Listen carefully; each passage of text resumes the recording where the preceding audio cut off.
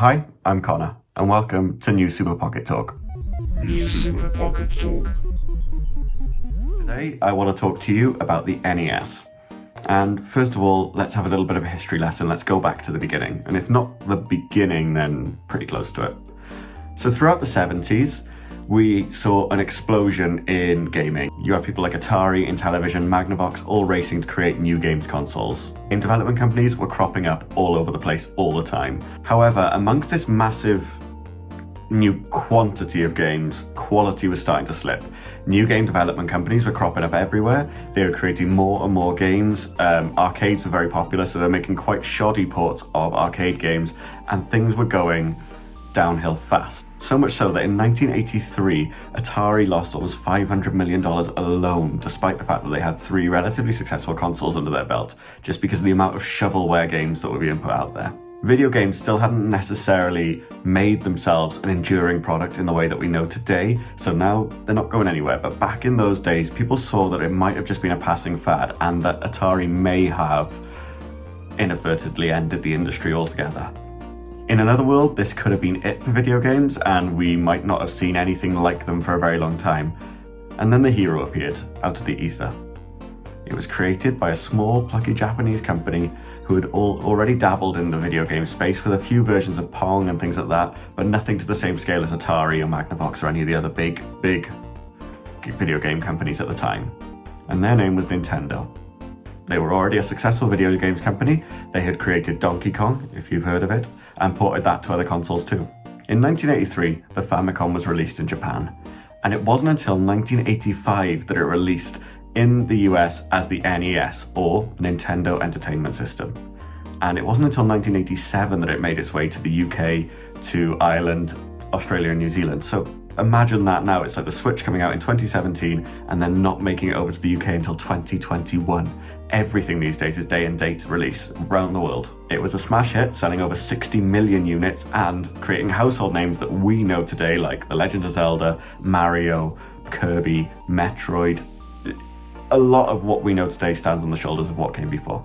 But now I'm going to create some controversy. I struggle personally with playing most NES games. I personally think that a lot of them feel like I'm stepping almost too far back into gaming history. It's like I'm a reader. I love reading, and I love Doctor Who, and it came back in 2005, and I love every bit of it from then on. But there's just something about the old 1960s episodes that I can't quite bring myself to watch, or can't enjoy as much. And I think it's the same with the NES. So I can sit down and play Game Boy Advance games, or SNES games, which is the successor to the NES, for hours. But not quite the NES.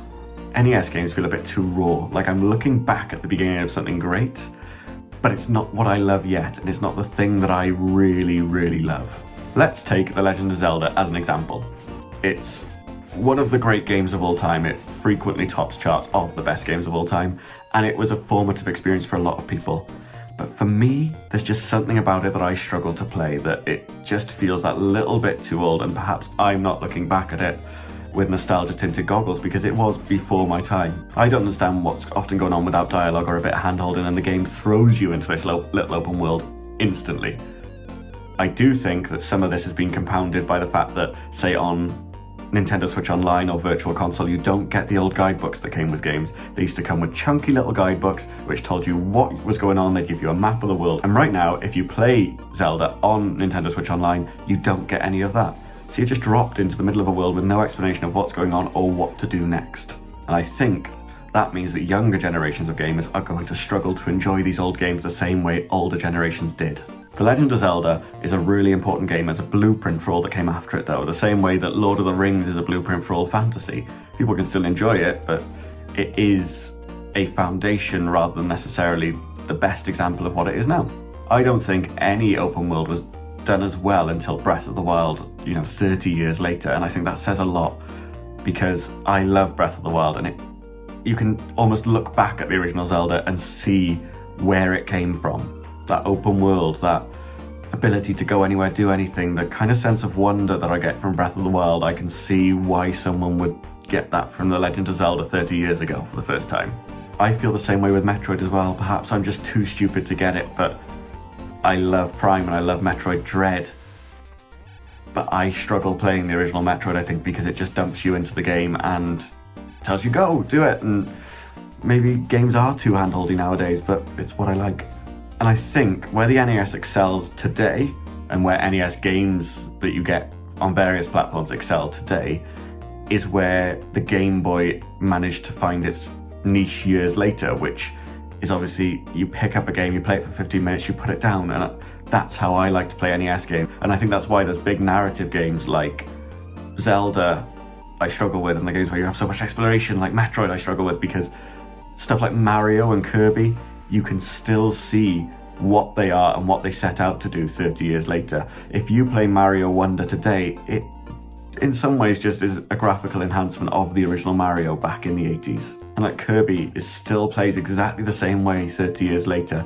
Is that a compliment? I think so. People still love the NES library and the NES itself. There are still forums dedicated to the console, websites dedicated to it, and people rocking 40-year-old NES and Famicoms to this day. It will only be next year that the NES celebrates its 40th anniversary, and the Famicom already has. People are still debating the best games to this day, and I think though my best NES games are different to others, again, I'd rather play Mario or Kirby or Duck Hunt. Stuff that is more pick up and play. Those debates are still being had, and people are still arguing about it. That is proof of how well it endures. And I think every console to this day, whether it be Sony, Microsoft, Nintendo, or even say Sega, that their run of consoles, they owe it all to the NES, and they stand on its shoulders now. And as much as I struggle to play a lot of NES games, I want to thank it for what it did, because without it we wouldn't have games that we have today. And my favourite games specifically almost all started on the NES. So every console, every game stands on the shoulders of a giant, and I don't think that we can give Atari or Intellivision or Magnavox that credit. I think what games are today really started with the NES, and the rest, as they say, is history.